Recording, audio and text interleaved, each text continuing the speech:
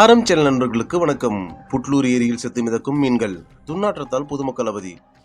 திருவள்ளூர் மாவட்டம் புட்லூர் ஊராட்சி ரயில்வே இருப்பு பாதை அருகே புட்லூரில் பெரிய ஏரி உள்ளது. இந்த ஏரி 6 ஏக்கர் பரப்பளவை கொண்டது. இந்த நீரை கொண்டு விவசாயம் செய்யப்பட்டு வருகிறது. இந்நிலையில் கடந்த சில நாட்களாக இந்த ஏரியில் மீன்கள் செத்து மிதக்கிறது. இதனால் இந்த பகுதியில் துர்நாற்றம் வீசுவதால் பொதுமக்கள் அவதியடைந்து வருகிறார்கள். இதற்கு காரணம் திருவள்ளூர் நகராட்சி கழிவுநீர் சுத்திகரிப்பு நிலையத்திலிருந்து வெளியேறும் நீர் சுத்திகரிக்கப்படாமல் புட்லூர் ஏரியில் கலந்து நீர் மாசடைந்து வருவதால் மீன்கள் செத்து மிதப்பதாக தெரிவிக்கப்பட்டுள்ளது. மேலும் புட்லூர் பகுதியில் நிலத்தடி நீர் பாதிக்கப்படுவதுடன் துர்நாற்றம் காரணமாக நோய் தொற்று பரவும் அபாயம் ஏற்பட்டுள்ளது. திருவள்ளூர் நகராட்சியில் கடந்த 2008ஆம் ஆண்டு பாதாள சாக்கடை திட்டப்பணி 55 கோடி ரூபாயில் துவங்கப்பட்டது. அப்போது 11,907 கட்டிடங்கள் இருந்தன. அதற்கேற்ற வகையில் நகரில் 86.97 கிலோமீட்டர் தூரத்தில் குழாய் பதிக்கப்பட்டது.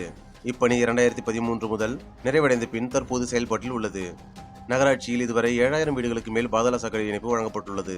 வீடுகளில் இருந்து வெளியேற்றப்படும் கழிவுநீர் நகரின் 4 இடங்களில் சேகரிக்கப்படுகிறது.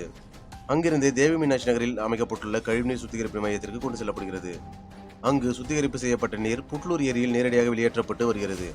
இந்நிலையில் கழிவுநீர் சுத்திகரிப்பு மையத்தில் உள்ள இயந்திரம் முறையாக வேலை செய்யாததால் சுத்திகரிக்கப்படாமல் கழிவுநீர் வெளியேறி வருகிறது.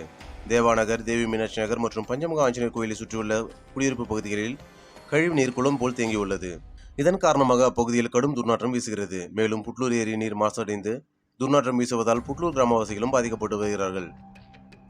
புட்லூர் திருவள்ளூர் இடையில் ரயிலில் பயணம் செய்வோரும் ஏரியிலிருந்து எழும் துர்நாற்றத்தால் சிரமப்படுகின்றனர்.